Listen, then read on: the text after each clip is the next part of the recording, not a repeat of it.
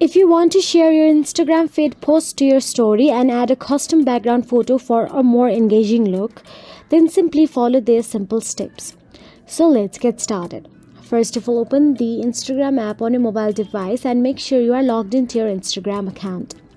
Once logged in, so make sure that you have posted something on your feed.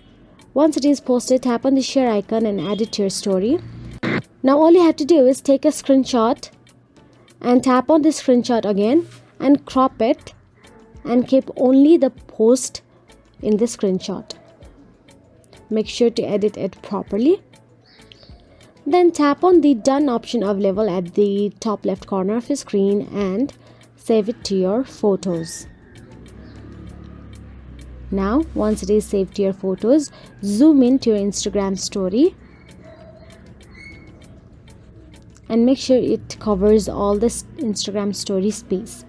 Now tap on the sticker icon at the top, then tap on the add photo and scroll to the photo you want to keep it as a background image.